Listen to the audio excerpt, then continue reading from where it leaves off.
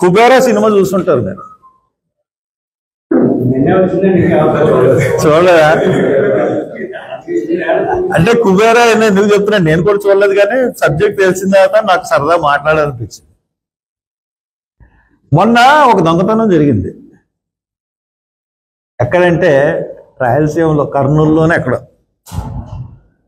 Petrol బంక్కి ఒక 25 అడుగుల దూరంలో, 50 అడుగుల దూరంలో వాడు అద్దెకి తీసుకున్నాడు ఒక పార్స్. అద్దెకి తీసి సొరంగం తవ్వేశాడు. మొత్తం మట్టి అంతా బయటికి చేరేసాడు, సొరంగం చేసేసి అప్పుడు వెళ్ళి ఆ సొరంగానికి, ఆ సొరంగం ద్వారా పెట్రోల్ పంపులో ఈ యొక్క ఇవి ఉంటాయి, టన్ను ట్యాంకులు ఉంటాయి. ఆ ట్యాంకులు 2, 3, 4 ఉంటాయి పెట్రోల్ బంక్ యొక్క సామర్థ్యం పెట్టి. దానికి కన్నం వేసాడు. దానికి కన్నం వేసి మోటార్ పెట్టాడు. అంతా భూమిలోనే జరిగింది.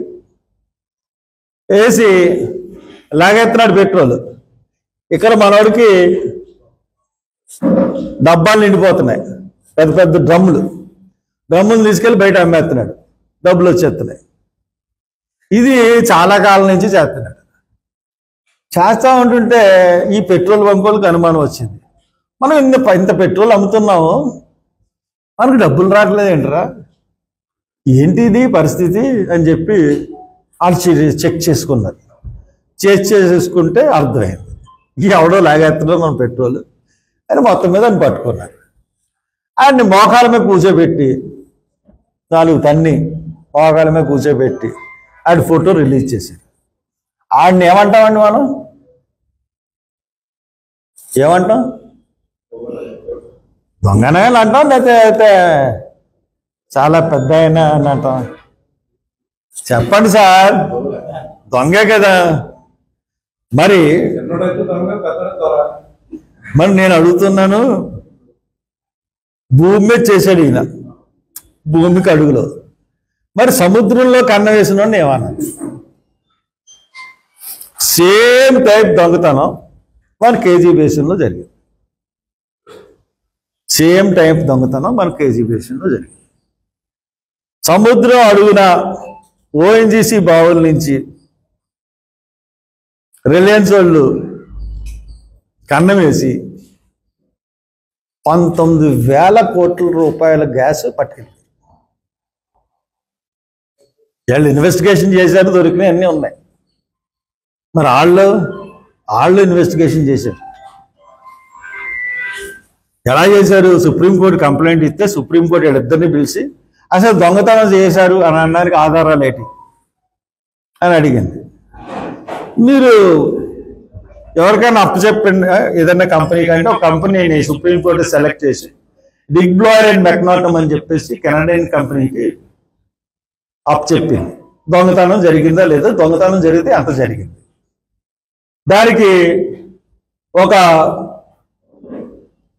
1000 కోట్లు లేకపోతే 1000 కోట్ల ఫీజు ఉంటుంది, తక్కువ ఫీజు ఏముంటుంది. మీరు ఒక 500 కోట్లు, మీరు ఒక 500 కోట్లు ఇవ్వండి బిగ్ బ్లాయర్ అండ్ మెక్నాటమ్ కంపెనీకి అని చెప్పి వీళ్ళిద్దరితో డబ్బులు ఇప్పించి వాళ్ళని ఇన్వెస్టిగేషన్ చేయమని. వాళ్ళు వచ్చారు, కేజీ బేసిన్కి ఇన్వెస్ట్ చేశారు, మొత్తం అన్ని పరిశీలించారు. ఇప్పుడు ఖచ్చితంగా దొంగతనం జరిగింది. 19,000 కోట్లు కిమ్మత్తు చేసే గ్యాసు, ఓఎన్జీ గ్యాసు రిలయన్స్ పట్టుకుపోయింది, నిజమే అన్న. వెంటనే ఏం చేసింది గవర్నమెంట్? శిక్ష వేసేయాలి కదా, శిక్ష వేయకుండా కమిషన్ వేసింది. ఇది జరిగిందేమో 2014లో. వరుసగా వెళ్తారే. అప్పుడు ఏపీ షా కమిటీ అని సుప్రీంకోర్టు సిట్టింగ్ జడ్జిని వేసింది. ఆయన కూడా చేసిన దొంగతనాన్ని తిరిగి డబ్బులు కట్టేయండి అన్నాడు. ఇప్పుడు ఈడు కూడా కట్టేస్తే అటు దొంగగా కావడు కదా. మరి మనోడు ముఖేష్ అంబానీ దొంగ అవ్వాలి కదా, దొంగని కోర్టు ముద్ర వేయాలి కదా. వేయకుండా మళ్ళీ కట్టేయమంటే మళ్ళీ మనోడు ఏం చేశాడు? అబ్బాయి నేను ఒక్కడనే లేని కంపెనీలో బ్రిటిష్ ఆయిల్ కార్పొరేషన్ ఉంది కాబట్టి ఇది మన దేశ చట్టాలు మా కంపెనీకి వర్తించవు, బ్రిటిష్ వాళ్ళు కూడా మా కంపెనీలో ఉన్నారు. ఈ కంపెనీ మొదలుపెట్టినప్పుడు ఎవరి ఖనిజ నిక్షేపాలు? భారతదేశం యొక్క ఖనిజ నిక్షేపాలు. నువ్వు పీపీపీ ద్వారా ఎంటర్ అయినప్పుడు నువ్వు ఏ కంపెనీ నీతో లేదు. ఇప్పుడు బ్రిటిష్ ఆయిల్తో నేను ఉన్నానని చెప్పేసి ఇంటర్నేషనల్ కోర్టుకి వెళ్ళాడు. వాళ్ళు ఏం చేశారు? సింగపూర్కి ఆర్బిట్రేషన్ రైట్స్ ఇచ్చి ఈ కేసు తేల్చమన్నారు. ఇది 2 దేశాలు దీంట్లో ఉన్నాయి, 3వ దేశం కెనడా కూడా ఉంది. కాబట్టి భారతదేశ చట్టాలు వర్తించవు కాబట్టి ఇతను కట్ట అవసరం లేదని చెప్పి తీర్పిచ్చారు. సింగపూర్ అటువంటి తీర్పు ఇస్తుందని నేను అనుకోలేదు. ఒరియమ్మ ఇది ఎక్కడ గొడవ అని చెప్పేసి అప్పుడు మళ్ళీ హైకోర్టుకి వెళ్ళింది ONGC, ఢిల్లీ హైకోర్టుకి. ఢిల్లీ హైకోర్టు నథింగ్ డూయింగ్, మీరు తీసుకున్నదే అని చెప్పి గవర్నమెంట్ DGCA ONGC కలిపి 2.8 బిలియన్స్ దగ్గర 28,000 కోట్లు కట్టమనిచ్చింది. మరి 2014 నుంచి ఇప్పుడు 2025 ఇంట్రెస్ట్ నష్టం ఇవన్నీ కట్టాలి కదా. మళ్ళీ సుప్రీంకోర్టుకి వెళ్ళాడు. అంటే చట్టాల్లోనే వెసులుబాట్ల ద్వారా ఇలాగా తప్పించుకుని వెళ్ళే పరిస్థితి. ఇతని మీద పోలీస్ కేసు పెట్టండి, దొంగ అని చెప్పి పోలీస్ రిపోర్ట్ ఇచ్చాను నేను. ఎక్కడ? కాకినాడ కోరంగి పోలీస్ స్టేషన్ ఇచ్చాను, నా దగ్గర రిసీప్ట్ కూడా ఉంది. మేము కట్టలేమండి, అది ఎక్కడ సముద్రంలో జరిగిందన్న. పోనీ ఆ కోర్టుకి వెళ్ళాను. కోర్టు అన్నది అబ్బాయి మేము సిబిఐ ఇన్వెస్టిగేట్ చేయాలి, ఇటువంటి వాటిల్లో మాకు సిబిఐని ఆదేశించే అధికారం మా కోర్టుకు లేదని చెప్పేసి కోర్టు తప్పించుకుంది. హైకోర్టులో పడేసరి ఇంక రాలేదు. అలా ఉంది పరిస్థితి. అంటే కుబేర సినిమా గురించి మాట్లాడితే మళ్ళీ ఎదురుగుండానే సినిమా చూపించేసారు మనకి రిలయన్స్ వాళ్ళు. బహుశా ప్రపంచంలో అతిపెద్ద దొంగతనం ఇదే. అటువంటిది నేనండి 2016లో ఇచ్చానండి, 2015లో ఇచ్చాను. కావాలండి మీకు చూపిస్తాను, కోర్టు అన్ని ఎవ్రీథింగ్.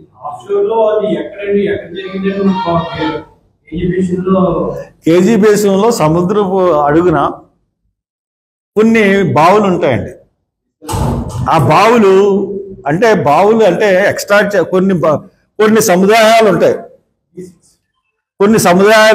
అది geological survey of India identify చేసింది.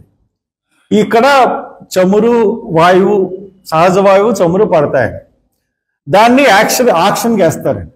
ఒక్కొక్క బావుని ఆక్షన్ వేసినప్పుడు కొన్ని రిలయన్స్ పాడుకున్నది, కొన్ని ONGC పాడుకున్నది, కొన్ని GSPC కూడా పాడుకున్నది. అప్పుడు GSPC ఎన్ని తీసుకున్న తర్వాత ప్రతి పాడుకున్న వాళ్ళందరికీ ఒకళ్ళు తగిలింది, ఒకళ్ళు తగలలేదు. మన అందరూ కూడా పాడుకున్నాడు, మనకు తగలలేదు. GSPC వాళ్ళకి తగిలింది. వాళ్ళు 5,000 కోట్ల పెట్టుబడితో వాళ్ళు వర్క్ స్టార్ట్ చేసి 5,000లోనూ 0.001% మనకి కార్పొరేట్ రెస్పాన్సిబిలిటీ కింద మనకి సుమారు 42 కోట్లు మనకి కార్పొరేట్ సోషల్ రెస్పాన్సిబిలిటీ కింద ఇచ్చాడు. ఈ ONGCది 45,000 కోట్లు అండి. వీళ్ళు కార్పొరేట్ సోషల్ రెస్పాన్సిబిలిటీ కింద 90 పైసలు ఇవ్వలేదు మనకి. వీళ్ళు 45,000 కోట్లకి 450 కోట్లు సోషల్. చంద్రబాబు గారు ధైర్యం అంటే మీరు వసూలు చేయండి 450 కోట్లు. పోతే ఈ చమురు బావులు ఐడెంటిఫై చేసి మీరు DGCA director general of petroleum corporation వాళ్ళు, DGCA అంటే డైరెక్టర్ జనరల్ పెట్రోలియం కార్పొరేషన్, వాళ్ళు ఈ బావుల్ని వేలం వేసినప్పుడు ధీరుభా అంబానీ బావులని 3 బావులు పడ్డాయి. ఆ బావుల ద్వారానే ఈ ప్రాజెక్టు భారతదేశంలో అతిపెద్ద PPP ప్రాజెక్టు 45,000 కోట్లతో ఈ ప్రాజెక్ట్ స్టార్ట్ చేశారు. ఈ ప్రాజెక్టు ఉద్దేశం ఎలా ఉంటుందంటే 45,000 కోట్లు విత్ ఇంట్రెస్ట్ వాళ్ళు తీసేసుకున్న తర్వాత రిలయన్స్ వాళ్ళు ప్రాజెక్టు గవర్నమెంట్కి అప్పచెప్పారు. వీళ్ళు ఆ అడుగుకెళ్ళి టెక్నాలజీ ఓఎన్జీసీ దగ్గర లేదు. ఎందుకంటే అక్కడ 1.5 కిలోమీటర్స్ లోనికి వెళ్ళాలండి సముద్రంలో. అక్కడికి వెళ్ళాలంటే రోబోట్స్ తప్పే ఇంకోటి ఏమి వెళ్ళలేవు. ఆ రోబోట్స్ మట్టుకే వెళ్తాయి. ఆ రోబోట్స్ ద్వారా వీళ్ళు మెల్లిగా రిలయన్స్ బావుల నుంచి ఓఎన్జీసీ బావుల్లోకి పంపించి అక్కడి నుంచి మార్గం ఏర్పరిచి, ఇప్పుడు కింద మనోడు తవ్వేసి ఎలా చేశాడో అలాగే ఏర్పరిచి పెట్రోల్ లాగేసినాయి. దానికి మొత్తం 19,000 కోట్లు. కీలకమైన అంశం మీరు మర్చిపోయింది.